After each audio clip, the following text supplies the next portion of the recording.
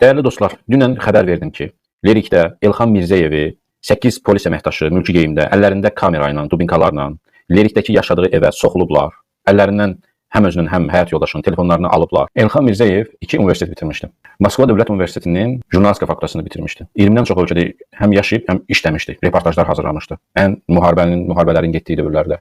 Və sonra bir 15-20 ildir ki, bəlkə qayıdıb Azərbaycana da. Və Lerikdə bir özünə ev tikmişdi, Meşəlik tərəfdə və orada öz ailəsi ilə yaşayırdı. Bir neçə il əvvəl evlənmişdi, təzə övladları dünyaya gəlmişdi. İnsanların problemlərini həll etməyə çalışırdı, hüquqi baxımdan kimisə bir problem olanda Elxanın üstünə gəlirdi ki, məsəl üçün onu necə həll edə. Hər cür insanlara kömək edirdi və dövlət idarələrində qapısını belə əməlli başda döyürdü. Hətta Space televiziyası ondan müsahibə almışdı, danışdırmışdı. Azərbaycanda nümunəvi bir vətəndaşdır İlham Əliyev. Bu insana baxıb ibrət almalıdır. Bunun hətta yarısı olmuş olsa Azərbaycan prezidenti İlham Əliyev Azərbaycan dünyanın ən super ölkələrindən biri olardı. Ədalət olardı ölkəmizdə. Görün Elxan Mirzəyev kimdir? 3 gündür ki, xəbər yoxdur. Polis xəbər vermir ki, hara aparıblar, harda saxlayırlar, qanunlara tüpürüblər. Azərbaycan hakimiyyətində oturan hüquq mühafizə orqanları 48 saatdan artıq vaxt keçibdi.